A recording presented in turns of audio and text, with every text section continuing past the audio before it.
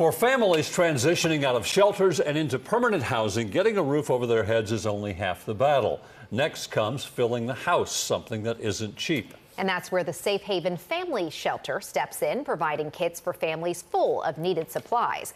But that organization is having trouble keeping up with demand. News 2's Maya Owens explains. Stove or cookware, toilet paper, paper towels. It's a list most of us make. Nothing says home than like having your own bed, right? Naturally, my personality brought me to this. The essentials needed to turn a house into a home. But recently, they've been harder to stock. You can see our cupboards are bare there. These are new items. This was empty. 6 months ago, this was full. And it didn't take long for it to be depleted the way you see it now. It's part of the Welcome Home kits given out to families who walk through the doors of Safe Haven Family Shelter after finding permanent housing. Sometimes after you do deposits and you give the security money, that's all you have. You're just in a room.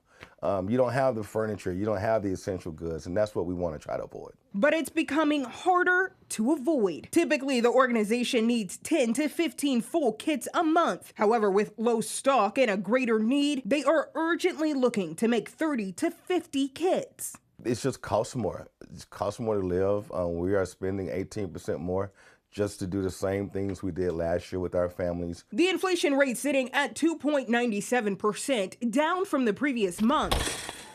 But consumers are still pinching pennies. I experienced inflation in my life. Families that are experiencing homelessness also experience inflation. Agencies that support them experience inflation as well. So it's just costly to do the same things as we did last year.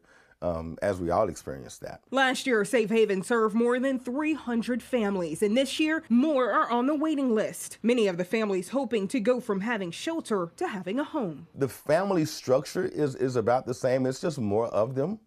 We don't know whether it was a moratorium that was ended or if it's just the inflation in the housing market that is outlandish, right? Most of our families work.